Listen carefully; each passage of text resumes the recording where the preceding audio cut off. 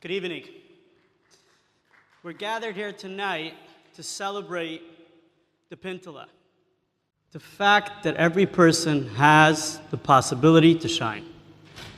Now, in my opinion, something that's very necessary for somebody to be able to shine is a voice. And let's get real here. How many people did we lose and how many opportunities were lost in our community simply because people did not have a voice? When I speak about the importance of a voice, it's personal. See, for me, the yeshiva system was like you walking into your living room. It was my comfort zone. I was popular among friends and staff alike. For the most case of it, success was the only language I spoke.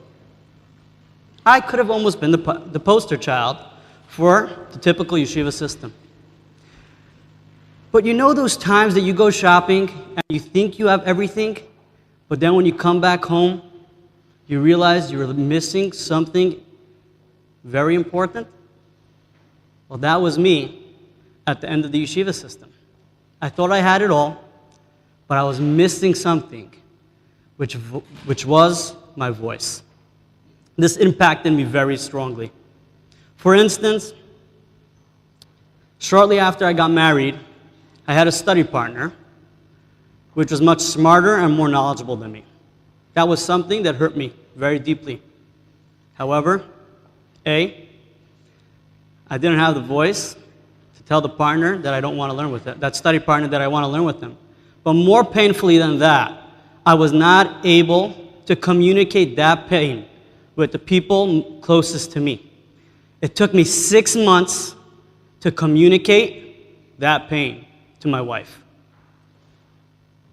That lack of voice didn't just stop there. It affected me financially as well. I have a side business where I sell all natural flavored cotton candy.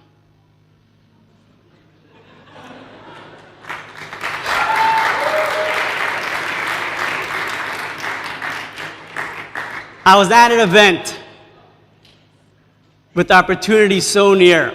There was a manager of concessions for an amusement park. I walked over to him and I pitched him the product. He got excited. But guess what? I never got that deal. Simply because I was not comfortable to use my voice and pick up that phone and close it. So just because of my lack of voice, I have lost a deal potentially worth thousands of dollars a month. So isn't it ironic that I'm standing right here sharing my personal story with all of you? But thank God, my story didn't stop there. I was introduced to Lamplighters. Lamplighters is where I was encouraged to share my voice and where they valued my voice as well. So look at me here today. I'm standing here comfortably. Thanks to Rush and to Lamplighters. This gift that I was given in Lamplighters is one of the things that I try installing in every single student I interact with. Give them that voice. 2 months ago, a fight broke out between two students.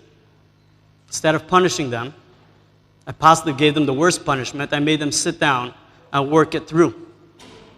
Now, I could guarantee you that those parents are happier that their kids came home with a smile on their faces instead of blood on their shirts. And aren't we all more comfortable knowing that if there's a fight, it's going to be dealt with instead of it becoming bloody?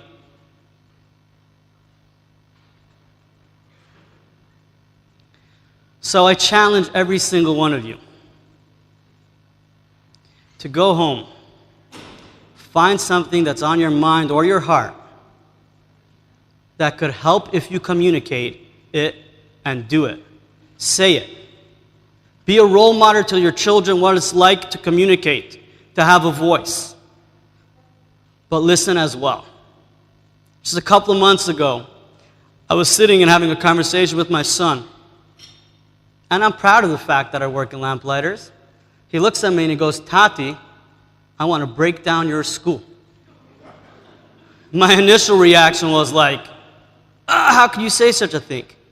Instead, I looked at him and I said, Simon, why would you want to do that? He's like, I want to build you a huge school.